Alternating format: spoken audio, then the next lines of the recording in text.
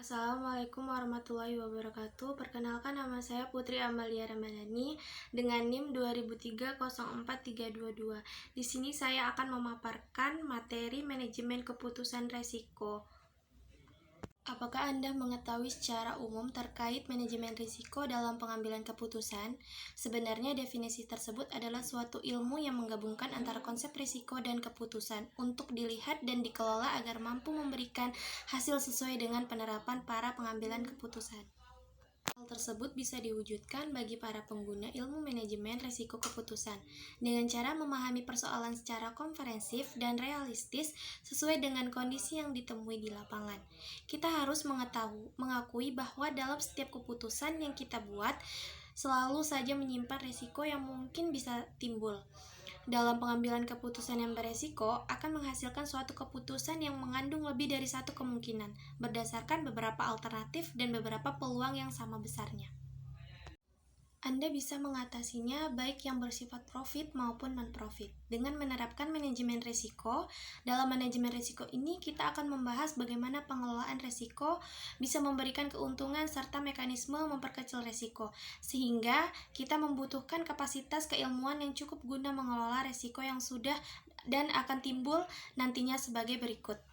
Manfaat manajemen risiko. Yang pertama yaitu perusahaan memiliki ukuran kuat sebagai pijakan dalam pengambilan setiap keputusan, sehingga para manajer menjadi lebih berhati-hati atau prudence dan selalu menempatkan ukuran-ukuran dalam berbagai keputusan.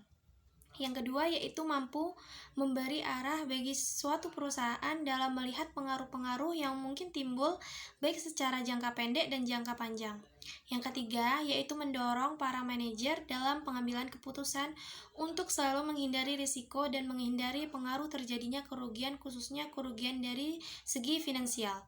Yang keempat yaitu memungkinkan perusahaan memperoleh risiko kerugian yang minimum. Yang kelima, dengan adanya konsep manajemen risiko atau risk management concept yang dirancang detail, maka artinya perusahaan telah membangun arah dan mekanisme secara sustainable atau berkelanjutan. Selain itu, kita juga bisa mendapatkan manfaat bagaimana cara pengambilan keputusan sebagai berikut. Yang pertama yaitu pengambilan keputusan pada kondisi pasti. Perlu Anda ketahui bahwa kondisi seperti ini pasti muncul pada saat pengambilan keputusan mengetahui dengan pasti. Dalam kondisi pasti, informasi yang didapatkan pasti bersifat akurat, terukur, dan dapat dipercaya. Kita mengetahui hubungan sebab akibat dan bisa menebak apa yang bisa terjadi di masa depan. Lalu, kondisi seperti ini biasanya ada pada kasus keputusan yang sifatnya rutin dan berulang.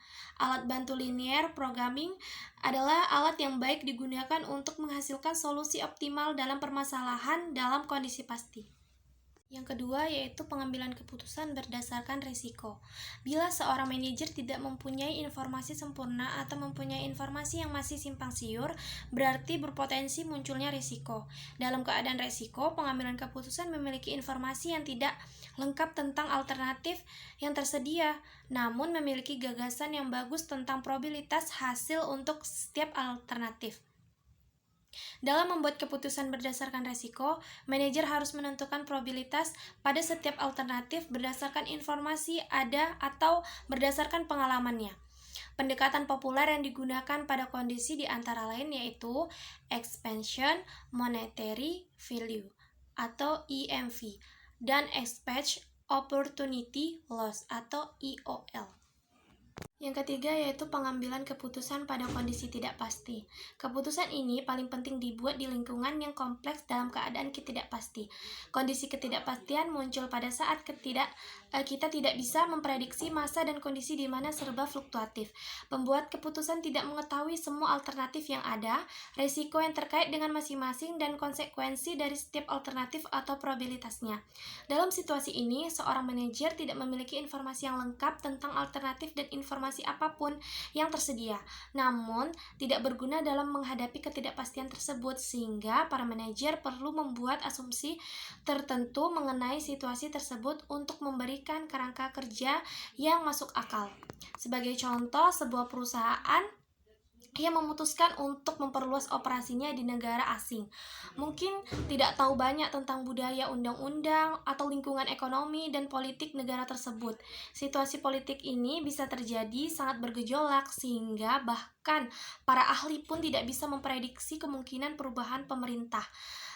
Pendekatan populer yang digunakan pada kondisi ini antara lain yaitu Maximax, Maximin, Minimax, dan Minimax Regret, dan Laplace dan Hurwitz.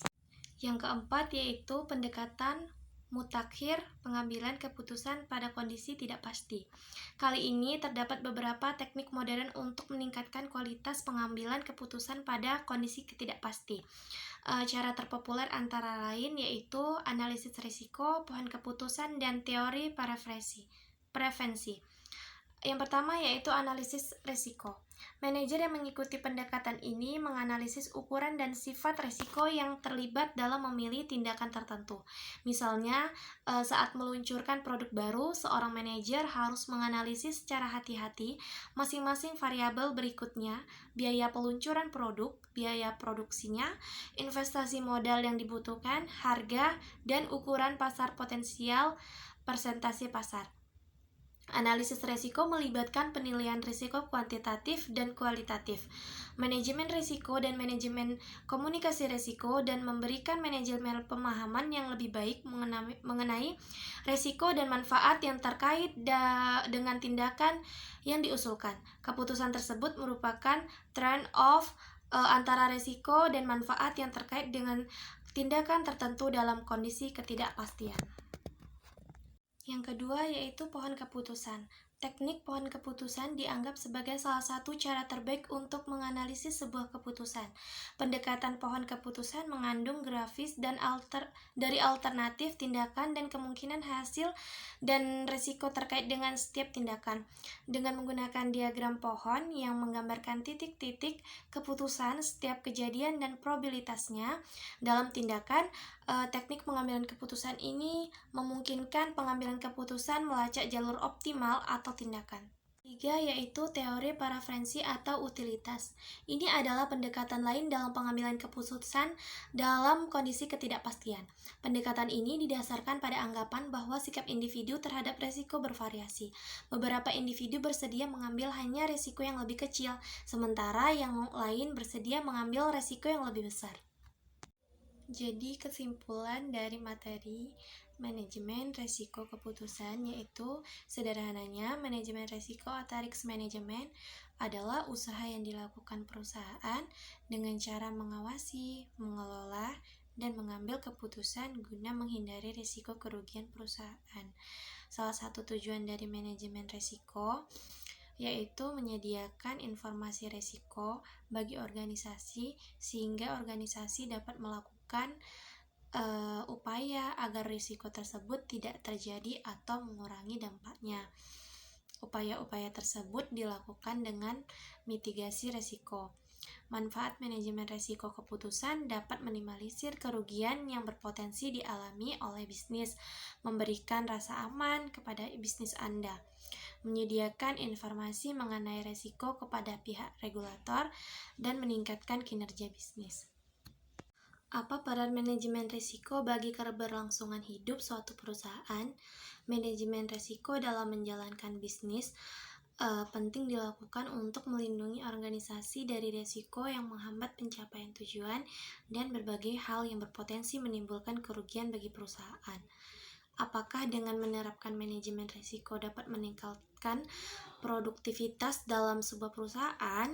Dengan manajemen risiko, perusahaan bisa berfokus meningkatkan produktivitasnya, baik itu produktivitas dari segi penciptaan produk maupun produktivitas kinerja karyawan.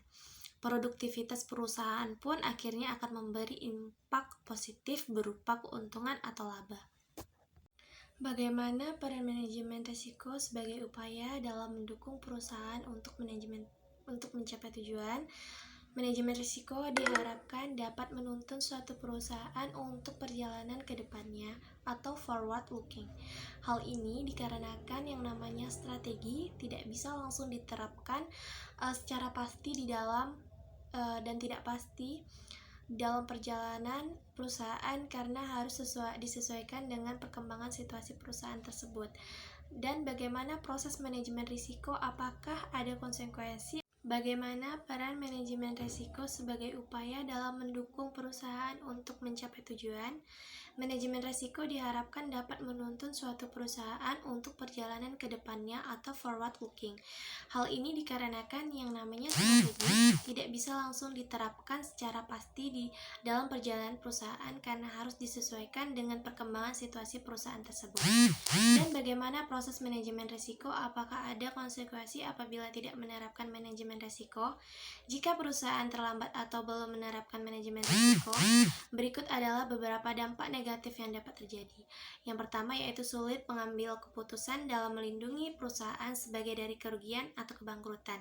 Karena kerjaan perusahaan menjadi tidak efektif dan efisien. Apa yang menyebabkan kenapa masih ada perusahaan yang telah melakukan manajemen risiko tetapi masih tetap mengalami kegagalan? Nah, perusahaan yang mengalami kegagalan dapat terjadi karena belum mengimplementasikan manajemen risiko yang efektif dan tepat. Proses-proses pada manajemen risiko seperti identifikasi risiko, analisis risiko, dan pengelolaannya tidak berjalan sesuai dengan yang telah direncanakan.